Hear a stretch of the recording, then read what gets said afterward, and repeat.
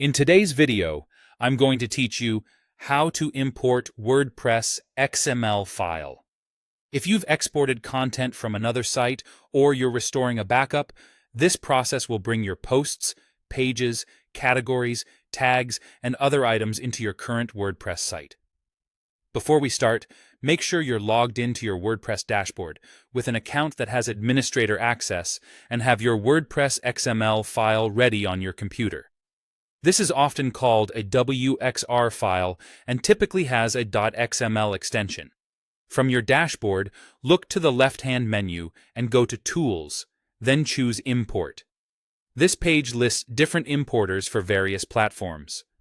Find the one labeled WordPress. This importer is designed specifically for WordPress export files and handles the structure and relationships of your content so things land in the right places. Click WordPress to proceed. If the importer isn't already installed, WordPress will prompt you to install it. Click Install Now, and once the installation completes, the button will change to Run Importer.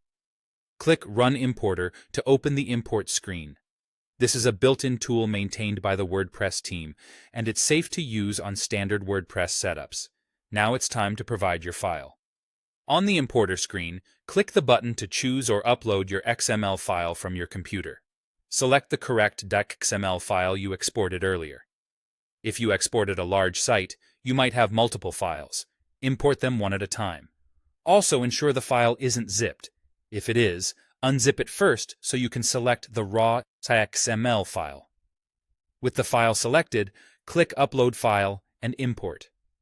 WordPress will read your file and begin preparing the content. Depending on your setup and the file contents, you may see options on the next screen to control how the import handles authors and media.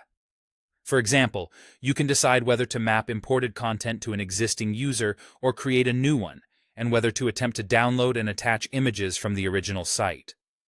Choose what makes sense for your situation and let the importer complete its work. Larger imports can take a few minutes. Just keep the browser tab open until it finishes.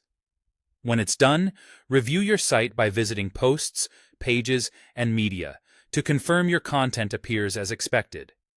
If you run into file size limits or timeouts, consider splitting the export into smaller files or using your hosting provider's recommendations for increasing upload limits. And remember, you can safely rerun the importer with the same file if something times out. WordPress will generally skip duplicates. That's it. Your WordPress XML file is now imported.